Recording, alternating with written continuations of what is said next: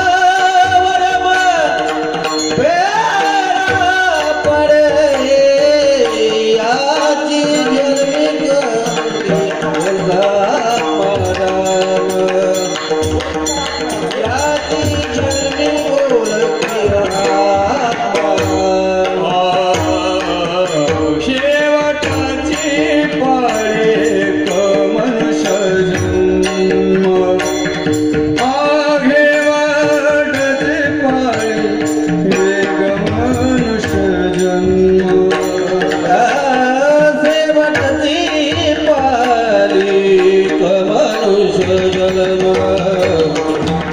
सेवटती पारी मनुष्य जन्म सुगतिया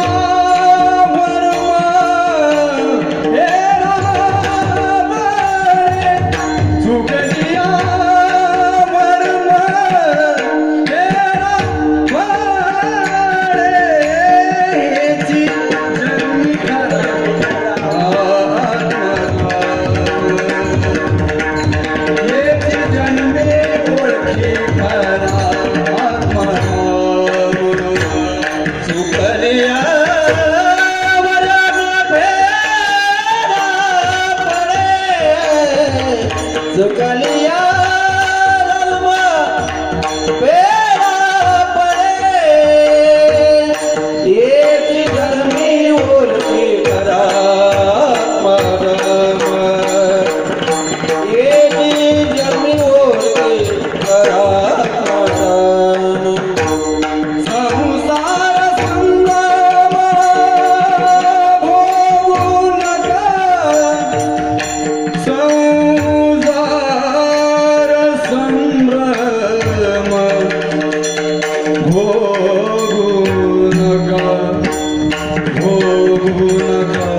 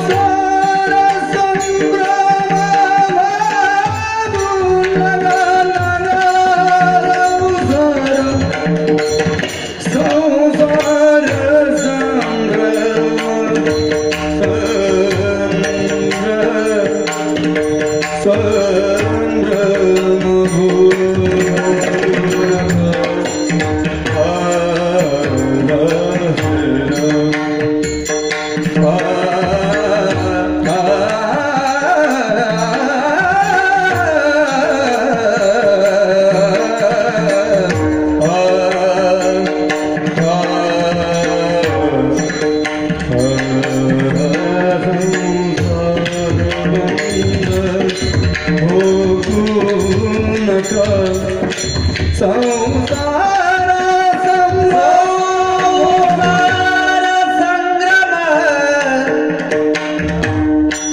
भोगू नका संसार संग्राम संसार संग्राम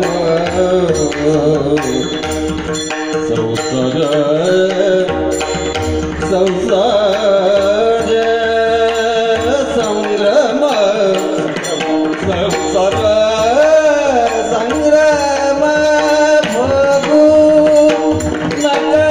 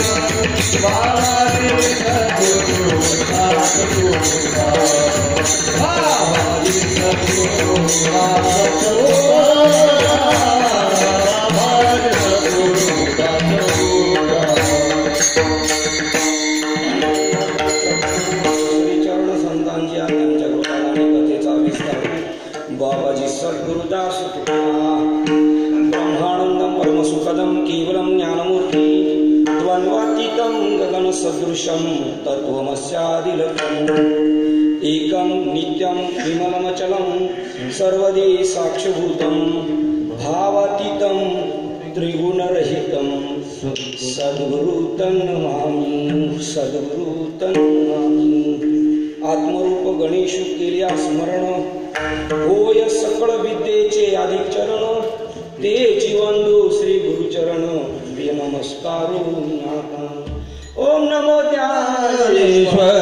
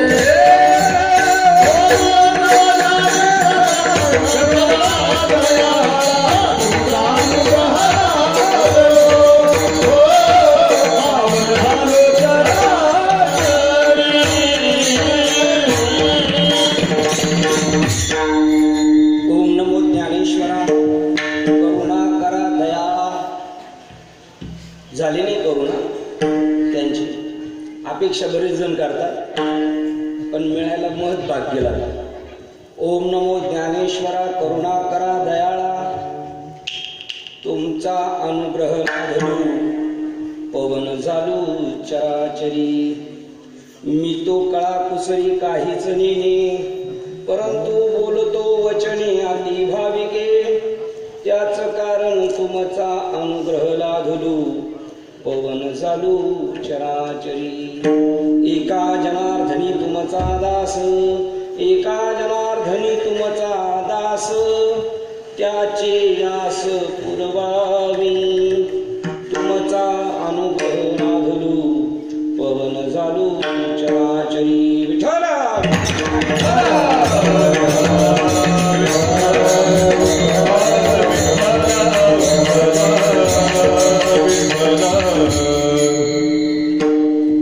प्रस्तुत प्रसन्नता वाटली सगळं पाहून। काय या व्यासपीठाकडे काही अपेक्षा आहे लोकांना, सर्वसामान्य लोकांच्या एक अपेक्षा आहे या व्यासपीठाकडे, काहीतरी आम्हाला भेटणार आहे। काय भेटणार आहे? कधी कल्पना नाही केली असं भेटू शकतं या व्यासपीठावर, पण आपलं पण भाग्य असावं लागतं आणि महात्मे सुद्धा भेटावं लागतं। महात्मे भेटायला सुद्धा महत् भाग्य लागतं। संत महात्मे सहजासहजी भेटत नाही। तुमची पवित्र भूमी आहे, काय अपेक्षा आहे तुमची, कशी टवकारलेली आहे, प्रत्येकाला काहीतरी भेटणार आहे। असे मुंबईला रेशनच्या लाईनला उभे असतात लोक, काही आधार कार्डच्या लाईनला उभे, काही गव्हर्नमेंटच्या स्कीम निघाल्या तसे उभे। तिथं जे भेटणार आहे ते सगळं नाचकं भेटणार आहे, पण इथं जे भेटणार आहे शाश्वत, आमच्या ज्ञानोबर आदी संतांवर तुम्ही करणारे भरभरून प्रेम आणि त्या कृपेचा प्रसाद नामदेव महाराज तुमच्यासाठी सेवेसाठी निवडलेला अभंग। संतांची कृपा झाल्यानंतर त्यांना जाण आली, एक भक्तीचे स्पेशलिस्ट, मूर्ती पूजा करणारे एक महान भगवत भक्त, का त्यांच्या ताटात देव जेवतो आणि कीर्तनात नाचतो, तरी सुद्धा अपूर्णत्व भक्ती ठरली आणि त्यांची अपमान केला भरसभेमध्ये मुक्ताबाईने। असा अपमान तर आजकाल कोणाचं कोणी करू शकत नाही, आणि केलं तर लोकांना पटायचं नाही। त्यावेळेचा अधिकार होता, त्यावेळेचे लोक एकमेकाला आदराने मानत होते। मोठ्या माणसाचा एक शब्द आहे ना, तो लाख तोला मोलाचा सांभाळत होते। आता नाही तशी काही किंमत, आणि त्यामुळे आपल्याला ती वस्तू जी आहे याचा इको कमी करावा, याचा आवाज ती वस्तुस्थिती तुमच्या आपल्यापर्यंत पोहोचण्यासाठी नामदेव महाराज स्वतःचा स्वानुभव याच्यामध्ये प्रगट करतात। एवढे मिळालेलं मनुष्य शरीर आहे ना, हे पुन्हा मिळणार नाही। इंद्राधिक देव भिकारी आहेत आपल्या पुढे, पण त्याची जाणीव नाही आपल्याला। त्याची दोन कारणे आहेत, एक आपल्याला गरज कळाली नाही, किंवा गरज कळाली तर आपल्याला गुर्जितच यथार्थ मिळाले नाही समजायचं। पुन्हा मनुष्य जन्म मिळणार नाही। स्वर्गातले लोक म्हणतात खाली यायचंय आम्हाला, आणि खालचे लोक म्हणतात वर शिड्या लावून स्वर्गीचे अमर इच्छिता देवा, लोके भावा जन्मा, लोके भावा जन्मा, स्वर्गीचे अमर इच्छिता देवा, लोके भावा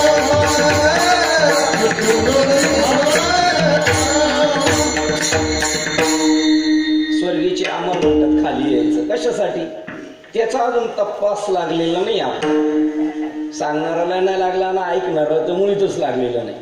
ते म्हणतात खाली यायचंय, नारायण नामी हो जीवन मुक्त, जीवन मुक्त आत्मस्थिती अनुभवण्यासाठी खाली यायचं, पुन्हा मिळणार नाही।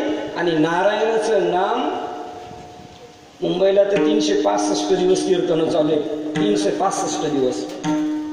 तुमचं मत भाग्य या मातीमध्ये वावरलेल्या सगळ्यांचे आपले सद्गुरू श्रीपाद बाबा चव्हाण आणि बाजूलाच असणारे आपले माधव बाबा मुले आमच्या जुन्नर तालुक्यातले, अशा थोर महात्म्यांच्या संगतीत राहण्याचा तुम्हाला योग आलाय।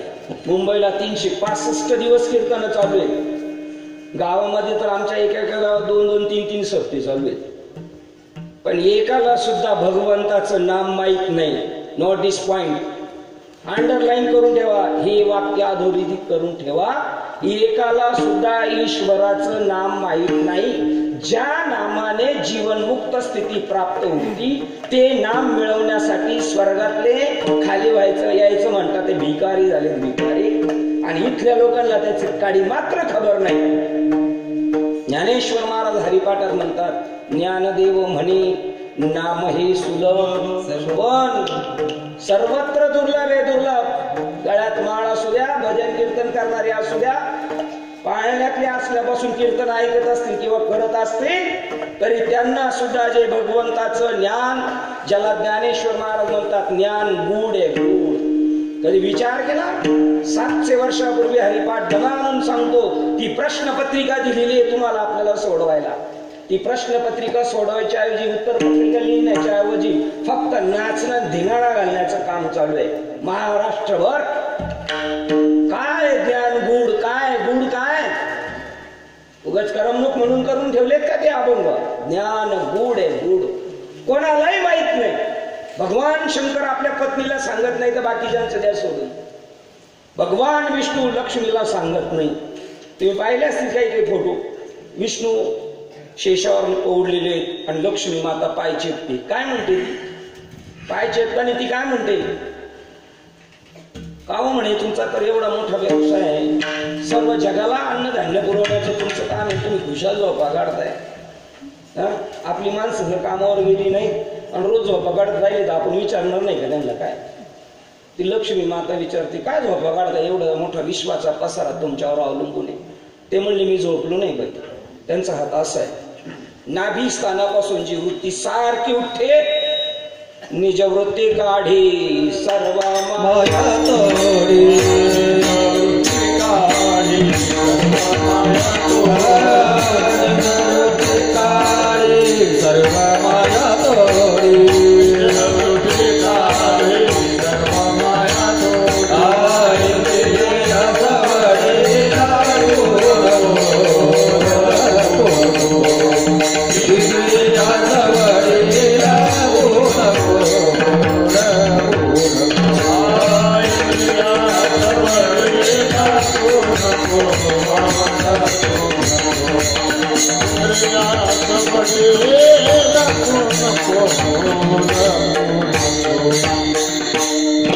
काय म्हणतो?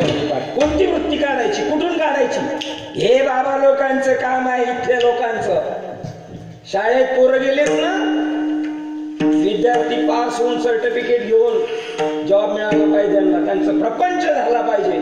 यथा सांग, कोणती वृत्ती आपल्या आतमध्ये सारखी गुरगुर गुरगुर गुरगुर करते, त्या वृत्तीचं मी अखंड चिंतन करतोय. भगवान विष्णू लक्ष्मी मातेला सांगतात, माझी वृत्ती इथून चालू.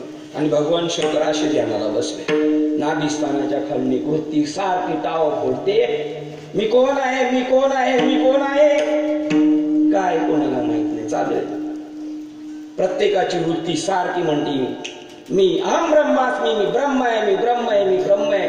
ती साधू संत फक्त आपल्याला ओपन करून देऊ शकतात. हे काम फक्त संतांचं आहे. आणि तर माणसंच झाली संत, पडा म्हणे आमच्या पायान होईल तुमचं कल्याण. माणूस संत नाही. ते ज्ञान पैगा परवे, जरी मनी आथी आणावे, तरी संताया भजावे सर्वेश्वेशी. कोणतं ज्ञान आहे असं? रामकृष्ण हरी म्हणजे ज्ञान नाही. ओम नमो भगवते वासुदेवाय म्हणजे ज्ञान नाहीये. ओम नमः शिवाय म्हणजे ज्ञान नाही. गणपती बाप्पा म्हणा किंवा विठ्ठल विठ्ठल म्हणा किंवा राम राम म्हणा, त्याला ज्ञान म्हणत नाही. आळंदी क्षेत्रामध्ये साकडे महाराजांची ज्ञानेश्वरी विनायक नारायण जोशी, आणि त्याच्यावरती लिहिले ते ज्ञान पैगा बरवे. ते ज्ञान त्याच्यावरती लिहिले, जीव ब्रह्म ऐक्य ज्याने होणार त्याचं नाव ज्ञान. मी सच्चिदानंद स्वरूप आहे असं ज्याच्याने समजतं त्याचं नाव ज्ञान. सोसान्य करे भजन गड्यानो, सोसान्य करे भजन, सोसान्य करे भजन गड्यानो,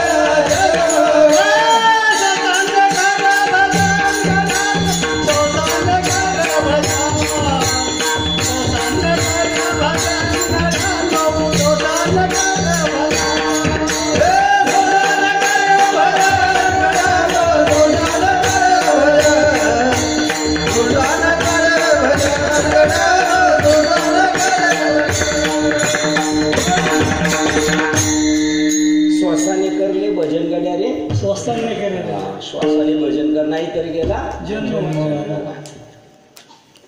तो भगवान विष्णू त्या अनुसंधानावर आहे, भगवान शंकर त्या अनुसंधान. पार्वती मातेने लग्न केलं भगवान शंकराशी. का केलं? लहानपणापासून ठरवलं होतं. ती दक्ष राजाची मुलगी होती, तिने ठरवलं होतं मला भगवान शंकराशी लग्न करायचं. देव के देव महादेव, त्या महादेवाशी मला विवाह करायचा. तिला सांगितलं तू ओमचं स्मरण कर, ओम ओम नमः शिवाय, ओम नमः. तिने योग्यता करून त्यांच्याशी विवाह केला. थाटात संसार चालला दोघांचा. परंतु काही काम नसलं का बसले ध्यानाला, म्हणजे त्यांचं हेच काम, ध्यानाला बसले. आणि मग नारद मुनींना काही या सृष्टीच्या उपक्रमात काही अडीअडचणी आले का त्यांची समाधी भंग करायचे, त्यांना विचारायचे काय करू याच्यावर. मग ते काहीतरी त्यांना निवारण करण्याचं ज्ञान सांगायचे का गेले निघून का पुन्हा ध्यानाला बसलो. ब्रह्मदेवाला काही अडचण आली का ब्रह्मदेव यायचा, त्याचं निराकरण केलं का पुन्हा ध्यानाला बसलो. इंद्राला काही अडचण आली का इंद्र यायचा, त्याचं निराकरण केलं का पुन्हा ध्यानाला बसायचं. पार्वती माता म्हटली माझे मालक तर सर्वात मोठे, काही अडचणी आल्या तर त्याच्यावर सगळ्यात सहज सहज निराकरण करतात. मग माझे मालक कोणाचं भजन करतात? ते जर देव के देव महादेव आहे तर ते कोणाचं भजन करतात? म्हणून तिने हट्ट धरला. का म्हणे भगवंत तुम्ही कोणाचं नामस्मरण करता? ते म्हणले बाबा मी तुला सांगणार नाही सांगणार.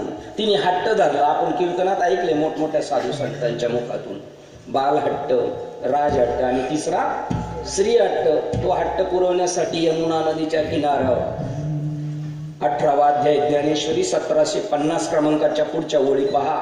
जर आपलं जीवन यथार्थ सुजलाम सुफलाम करायचं असेल आणि या जन्मात आपल्याला आल्यानंतर जी गोष्ट साध्य करायची ती जर करायची असेल तर ज्ञानेश्वरी वाचली पाहिजे. कीर्तन कमी ऐका, प्रवचन कमी ऐका, पण ज्ञानेश्वरी वाचा. जनाबाई म्हणतात वाचावी ज्ञानेश्वरी, डोळा पहावी.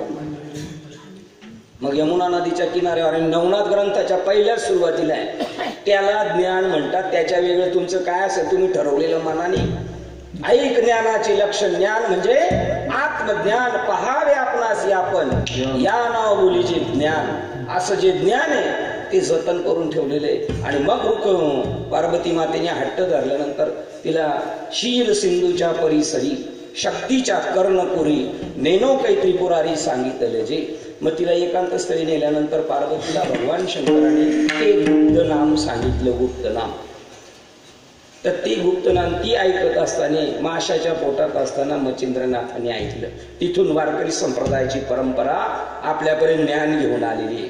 पण या अवस्थांची काही कौरवाती परीच नाही, ज्ञानेश्वर महाराज म्हणतात.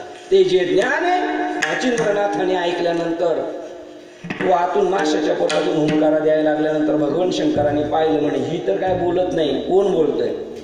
माशाच्या पोटात असणारा मच्छिंद्रनाथ. त्याने ऐकलं आणि तिथून पुढे स्फोट झाला. आदिनाथ उमा बीज प्रगटले. काय बीज आहे, काय बीज आहे? ते बीज जर ज्ञानेश्वर महाराजांना मिळालं नसतं ना तर संन्यासाची कार्टी म्हणूनच मरावं लागलं असतं त्यांना. त्यांना जी योग्यता मिळालेली आहे ते बीज नाम मिळालं. 6व्या अध्यायाचा हिंड होताना सांगतात, ज्ञानदेव म्हणे मी चाडे, सद्गुरुनी केले कोडे, माथा हात ठेविला नव्हे, बीच वाहिली. कोणतं बी वाहिलं? गव्हाचं वाहिलं का बाजरीचं वाहिलं? कोणतं बी टाकलेलं तिथं साखरे महाराज त्या बीज वाहिलं त्याच्या खाली लिहितात ब्रह्म बीज टाकलं, ब्रह्म बीज. तुम्हाला दुधाचं दही करायचं असलं तर शेजारनी कोणी थोडं विरजन घेऊन यायला लागतं. तिने कमेंट करते का ती विरजन देताना? का आपुलकीने देते? ती विरजन देताना ले तोरात देते का सहज देते? आनंदाने देते, आपुलकीने देते. तिचं काही जास्त नुकसान होतं का त्याच्यामध्ये? सहज देते, आपुलकीने देते. तसे संत सामान्य जीवाला तसं ज्ञान देत असतात आणि त्याच्या मोबदल्यात त्यांना तुमच्याकडून काही नको. ते तुमच्या कोणत्याही गोष्टीला बोललेले नाहीये, ते फक्त देण्यासाठी आले. त्यांचं नाव संत आहे. देव देतात, नाम देतात, त्यांची ती ताकद आहे. या जगातली कोणतीही गोष्ट तुम्ही त्यांना देऊ शकत नाही, ते तुमच्याकडून घेऊ शकत नाही. आत्मसुख उघडा ज्ञान दृष्टी, या विनाचावटी करुणा, या विनाचावटी करुणा. उघडा ज्ञान करुणा.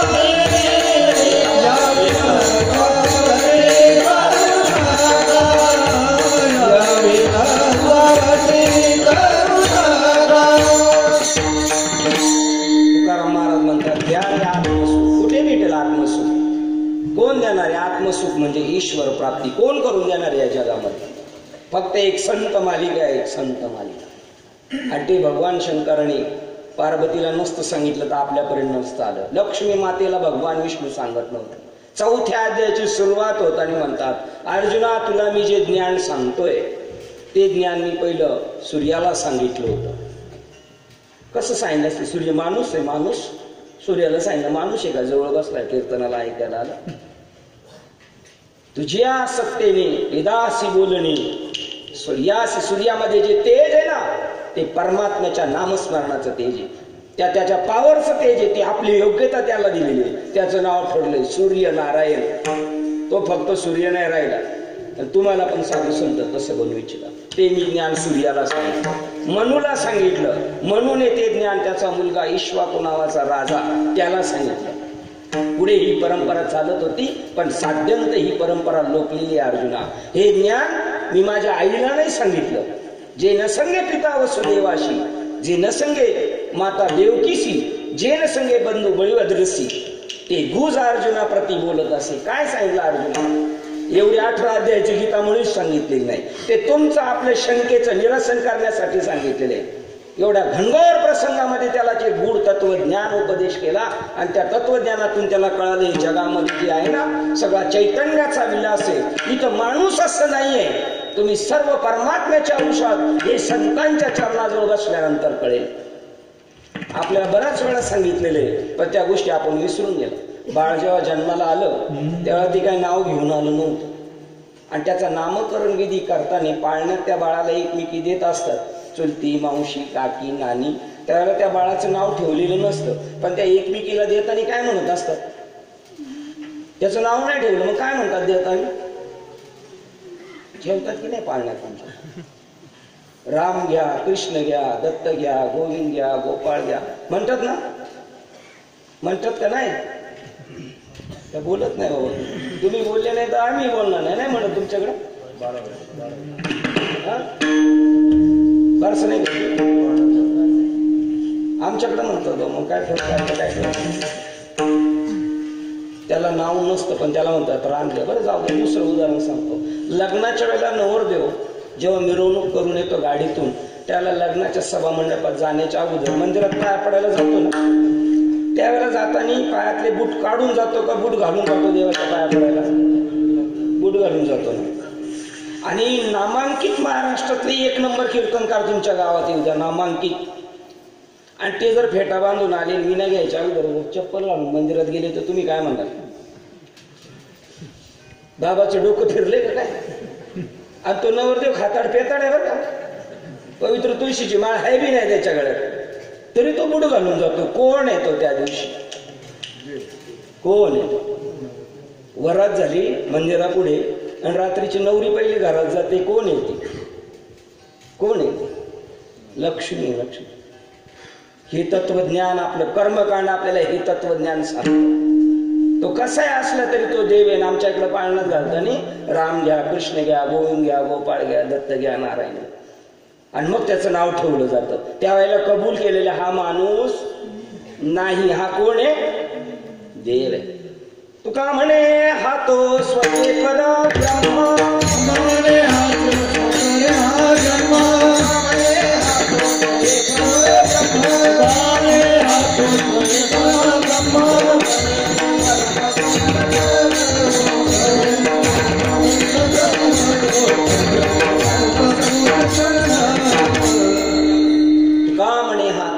ब्रह्म. संतांचे देव तुम्ही आहे. तुम्ही वर आकाशात काहीच नाही, ती कल्पना टाकून द्या.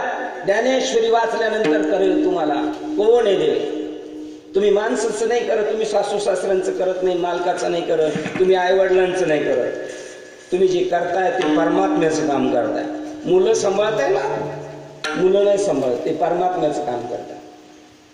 सासू सासऱ्यांना सांभाळता, आई वडिलांना सांभाळता नाही, आई वडिलांना नाही सांभाळत. तुम्ही परमात्म्याला, एक चैतन्य तुमच्या जवळ आलेलं आहे आणि ते कृपा करतोय. तुमच्या बाजूला बसलेलं चैतन्य ज्ञानेश्वर महाराज. तया सर्वात्मक ईश्वरा स्वकर्म कुसुमाची अभिरा, पूजा केली होया पारा तोषा लागी. देवाला फुलं नाही लागत, 100-200 रुपयाचा हार नाही लागत. पण तुम्ही जे कर्म करता ना ती कर्मरूपी फुलं जेव्हा देवाच्या चरणावर अर्पण कराल निष्काम भावनेने तेव्हा साधू भेटणार. कीर्तनकारांचा सुळसुळाट झालेला आहे. कीर्तनकारांचा खूप भेटतो पण संत भेटणार नाही. संत भेटायला निष्काम कर्मयोग तुमच्या जीवनात घडावा लागतो. तुळशीचं वृंदावन दरवाजात पाहिजे आणि रोज तुळशीला पाणी घातल्याशिवाय नित्याची कर्म करायची नाही. रोज तुळशीला पाणी घालायचं आणि आपली आपली कामं करत जायची. मी तुम्हाला विचारतो, रोज तुळशीला पाणी घालता? तुळस तुम्हाला देवपूजा करण्यासाठी काही फुलं वगैरे देते का? देवपूजा करण्यासाठी फुलं देते तुळस? नाही. वर्षकाठी काही फळं वगैरे देते का? आमच्याकडं 8-15 दिवसातून एकदा उसाला पाणी घालतात. तर 1-1 लाख 2-2 लाख रुपयाचं पेमेंट 2-2 महिन्यांनी, हप्त्यानी, महिन्या 2 महिन्यांनी भेटते. इथं रोज तुम्ही तुळशीला पाणी घालता, फुलं भेटत नाही, फळं नाही भेटत आणि दुपारचं चैत्र महिन्यामध्ये उन्हाचं थकले भागले आले आणि ओट्यावर म्हणजे सावलीला बसायचं तर सावली देते नाही. मग का करायचं त्या गोष्टी? रोज पाणी टाकायचं पण काहीच भेटत नाही. तसा संसार वृक्ष तुम्हाला पाठवले ना, संसारामध्ये ज्या ड्युटीला पाठवले, ज्या कर्मामध्ये पाठवले त्या संसाराला रोज हिरवागार टवटवीत ठेवा. रोज तुळशीला पाणी घाला पण फळाची अपेक्षा करू नका, फुलाची अपेक्षा करू नका, सावलीची अपेक्षा करू नका. पण नित्य जोमाने रोज पाणी टाकून तो वृक्ष टवटवीत ठेवा. तसा तुमच्या वाट्याला आलेलं जे कर्म आहे, जो संसार वृक्ष आहे, त्याला रोज पाणी घाला, रोज पाणी घाला. पण त्या कर्मातून फळाची अपेक्षा करू नका, फुलाची अपेक्षा करू नका, सावलीची अपेक्षा करू नका. असा निष्काम कर्मयोग जेव्हा घडेल तुमच्या जीवनात तेव्हा साधू आहे ना तुमच्या घरी येईल चालत. साधू आलेले त्या गावात साधू चालत, स्वतःच्या मर्जीने चालत आले. जेवायला बसल्यानंतर पाणी द्या म्हणतात. पाणी आजोबांना पाणी पाहिजे ताटावर फिरवायचं. फक्त ताटावर नाही फिरवायचं पाणी. बाबाच्या नावावर असणारी प्रॉपर्टी, समाजात असणारा मान मर्यादा, जेवढी जमीन जुमला त्याच्यावर सगळ्यावर काय ठेवावं लागतं? पाणी सोडावं लागतं. ज्ञानेश्वर महाराज म्हणतात त्यावेळेला तो एवढ्या लाभाचा गोसावित्री सगळे कर्म करत असताना मुलीच्या लग्नामध्ये ज्या वेळेला मुलीचं लग्न लागत असतं तिथे त्यावेळेला तुळशीला पाणी घालायचं काम मावशीकडे नाही तर चुलतीकडे असतं. का? हल्ली तर मुलींना 50,000, 60,000, 1 लाख रुपये पगार आहे. पण तरी सुद्धा ती ग्वाही देते आमची चुलती मावशी, जावळे बापू एवढी जरी आम्ही सांभाळलेली आणि तिला 1 लाख रुपये पगार असला तरी आम्ही त्याच्यावर पाणी सोडलेलं आहे. तद्वत तुमच्या आमच्याकडून जेव्हा संसार निरपेक्ष भावनेने होणार तसं आमच्याकडूनही नाही होत आणि यांच्याकडूनही निरपेक्ष भावनेने होत. म्हणून ईश्वर काय आपल्या स्वप्नात येत नाही. पण निरपेक्ष भावनेने जर झालं तर साधू तुम्हाला घरी येऊन भेट देणार आणि त्याच्यासाठीच केवळ मनुष्य जन्म दिलेला आहे. देवे दिला देह पण भजन म्हणल्यानंतर घेतले टाळ, नगरला जाऊन आणले टाळ, घेतले पाखवत बसले वाजवत. त्याला भजन म्हणत नाहीत संत ज्ञानेश्वर महाराज. त्याला भजन नाही म्हणत, त्याला प्रमाण बाबाने दिले. श्वासोश्वासाचा परिचार का निमिष निमिषेचा व्यापार, तेथेच मी घर बांधले उद्धवासाच्या. अरे दौडवणी श्वासोश्वास आणि व्यर्थच करती उपवास. काय म्हणतोय हा श्वास तुमचा आमचा? दिवस रात्र म्हणतोय. केव्हापासून तो श्वास करतोय? ज्या वेळेला आम्ही आईच्या पोटात होतो त्यावेळेला भजन चालू होतं म्हणतात. कोणतं भजन चालू होतं? हे सगळं चालू होतं. आईला जेव्हा 7वा महिना लागला, बाळा जेव्हा 7व्या महिन्याचा होता गर्भ, तेव्हापासून भजन चालू आहे आपलं. तिथून बाहेर आल्यानंतर ज्या दिवशी आपलं या जगाचा निरोप देणार ना तेव्हा आपलं भजन बंद होणार आहे आणि आपल्या नाकात कापूस घालणार आहे. त्या ते सतत भजन आपलं चालू आहे. त्या भजनाची ओळख करून घ्यायची. हे जे भजन आहे ना हे बाह्य अंगाचं भजन आहे. संतांचं अभंग म्हणणे म्हणजे त्यांनी केलेली उपदेशाची वाटचाल करणे. नुसतं गात बसणं, वाजवत बसणं, पाठ करणं आणि समाजाला सांगणं त्याला भजन म्हणत नाही. ज्ञानेश्वर महाराज म्हणतात अशी जी भजने आहेत ती केवळ संसाराची साधने. किंबहुना ऐसे जे भजन ते फक्त संसाराचे साधन. सुख भेटल पण क्षणभर भेटल. अशी जी भजने आहेत ती फक्त संसाराची साधने आहेत किंवा पैसे नाव लौकिक कमवण्यासाठी. आणि असं एक भजन आहे ते स्वयं तुमच्या नाभिस्थानापासून सारखं चालू आहे. ज्यावेळेला तुमचा जन्म झाला, आईचा 7वा महिना चालू होता, तेव्हा टाळू रंध्रभेदून चैतन्याने शरीरात प्रवेश केलेला आहे. ते भजन साधू संतांकडून मिळून घ्यायचंय. त्याच्यासाठी हा एवढा मोठा खटाटोप आहे. पायी तीर्थयात्रा असू द्या, उपवास तपास असू द्या, व्रत कैवल्य असू द्या, पारायण असू द्या, भागवत असू द्या, ती गोष्ट कळाली पाहिजे. आणि ते जर माहीत नाही, त्याच्याबद्दल जरा सुद्धा जाणीव नसेल तर ज्ञानेश्वर महाराज म्हणतात त्याचा जन्म फुकटे. ऐक जया प्राणी याच्या ठाई, या ज्ञानाची आवडीच नाही, दयाचे जे आले म्हणून काय वरी मरणच चांगलं. आपल्या गावातल्यांच्या सगळ्यांच्या गळ्यात माळ, गरजेची माळ, पवित्र तुळशीची माळ पाहिजे. ज्ञानेश्वर महाराजांचं म्हणणे, ज्याच्या गळ्यात माळ नाही त्याला जगण्याचा अधिकार नाही. ज्याच्या गळ्यात माळ नाही, त्याच्यातला घरातला जरी माणूस कधी आजारी पडला तरी त्याला डॉक्टरकडे न्यायचं नाही, असं ज्ञानेश्वर महाराजांचा निरूप आहे. आपल्याला पटणार नाही. आपल्याला हा ज्ञानेश्वर महाराजांचा निरूप आहे ना, साच आणि मवाळ, मितुल्य आणि रसाळ, शब्द जैसे कल्लोळ अमृताचे. तुम्हाला तुमच्या आईचं शरीराने डॉक्टरकडे नाही नेता आलं तरी चालेल, वडिलांना नाही डॉक्टरकडे नेता आले तरी चालेल, पण वडिलांच्या आतलं जे चैतन्य, जे आत्मस्वरूप आहे, त्याचा नाश नाही होणार, याचा आपल्याला विलाज करायचा. आईचं जर खरं प्रेम असेल आपल्या आईवर, तुमच्या मुलांवर जर तुमचं खरं प्रेम असेल तर ज्ञानेश्वर महाराज म्हणतात ही गोष्ट घडलीच पाहिजे. पोटा पाण्यासाठी कुठपर्यंत पाठवतोय आपण? खरं प्रेम नाही, आपले माई प्रेम आहे. माया विघ्ने भ्रमणा, माया विघ्ने भ्रमणा,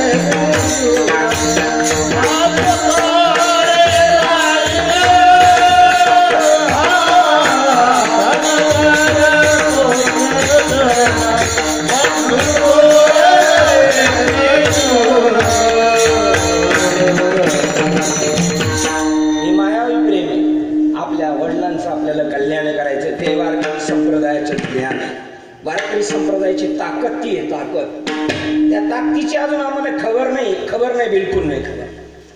तुम्ही इथं बसून तुमचे वाडवडी जे 84 लाख योनीमध्ये फिरतात ना, ही झाडं झुडपं झालेली, दरवाजात गाया म्हशी आहेत ना तुमच्या, बाबळीची झाडे, येड्या बाबळीची झाडं शेतामध्ये, ते तुमच्या आमच्या आईवडील आहेत. आईवडील हे ज्ञानेश्वरी सांगते. म्हणून कोर्टात गीता ठेवलेली आहे. हा आपला सप्ताह त्याच्या निमित्त चालला. गीता जयंती काय गीता कोर्टात ठेवली, हात ठेवून सांगतो खरं बोलेल, मजाक मस्करी काय, वास्तव आहे वास्तव. ज्ञानेश्वरी गीता ग्रंथ असा आहे, हात ठेवला ना, हात शॉक लागतोय माणसाला, शॉक. पण मी तुम्हाला विचारतो, शॉक जिवंत माणसाला लागतो का मेलेल्या माणसाला? मेलेल्या माणसाला वायरी लावले त्यास करी. ज्यांची हृदय संवेदनाशील आहे ना, त्यांच्यावर यथार्थ ज्ञानेश्वरी कृपा करायला तयार आहे. परंतु ज्यांची भरगटलेली मन आहे त्यांच्यावर कृपा नाही करणार. माऊलींची इच्छा आहे, एसा तयारी औळंगा शारंगरू, नाहीतर तुमचा संसार फुकटे आलात मनुष्य जन्माला आमच्या सोबतीला, तर परमात्म्याला ओळखल्याशिवाय जाऊ नका. आणि जर त्या परमात्म्याला तुम्ही ओळखलं ना, 84 लाख योनीमध्ये तुमचे वडील धाडी मातृ पितृ जे आहेत ना, आजी पंजे ते अडकलेले, त्यांना इथं बसून तुम्ही सोडू शकता. असली ताकद आहे त्या ज्ञानामध्ये. ज्ञानदेव सांग झाला हरिपाठ. कोणत्या माणसाला वैकुंठाचा मार्ग असतो? रोज हे कीर्तन भजन प्रवचन करतात, त्यांनाही पटायचं नाही. हे पटणार नाही. ते पटायला अनंत जन्माची पुण्य असावं लागलं. इथं बसून 1 लाख रुपये, जो 2 लाख रुपये महिना कमवतोय, 2 लाख रुपये कमवणारा महिन्याला, त्याच्या घरातल्यांना कामधंदा करण्यासाठी पळायची गरज आहे का? पळायची गरज आहे? त्याचा पोराचं सगळं झाले, डिग्री झाली, जॉब नाही भेटला तरी तो असं डोकं धरून बसेल का? जाऊ दे रे, 2 महिने यायला लागलं तर चालेल म्हणून बसून खाईल तो पोरगा. तसा परमार्थ करावा असा एखादा माईचा लाल आपल्या गावात तयार व्हावा. हरी भक्ती करण्यात पारंगत, त्यांनी एकट्याने करू द्या, घरातली खाऊन पिऊन मरू द्या, तरी त्यांना सोडवण्याची ताकद या व्यासपीठात आहे. ज्ञानदेव पण त्याची भक्ती काय झाली पाहिजे, यथा सांग ज्ञानदेव सांग झाला हरिपाठ, पूर्वजांना वैकुंठाचा मार्ग सोपा. इथं रस्त्याने जर विचारलं नांदगाव सदोला कसं जायचं हायवेला, कोण थांबायला तयार नाही. तुमचे आचणारी हय्यारीत असणारी सगळी गावातली माणसं, नातेवाईक, मातृ पितृ भात्र सगोत्र अपार चतुर्भुज नर होऊन आहे का. असं एखादा मैचा लाल आहे का, माझे नातेवाईक आपतेष्ट गावातले सगळे चतुर्भुजनर म्हणजे विष्णू. हे नाचण्यासाठी गाण्यासाठी संतांनी लिहून ठेवलं नाही. आजही जसंच्या तसं आहे. का म्हणे आहे देव तैसाच आहे, जसं आहे तसंच आहे. आता तुमच्या बाजूला भगवान विष्णू बसलेले सगळे, फक्त आम्ही म्हणतो पण वास्तव जाणत नाही. विष्णुमया जग जग वैष्णवांचा धर्मोपाय, जग वैष्णवांचा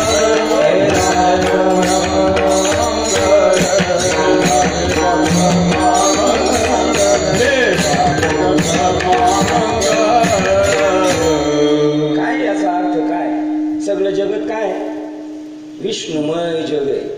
असं कधी कळणार आपल्याला, कधी वाटणार आहे असं, कधी वाटणार माहितीये का. बैसता संतांची संगती,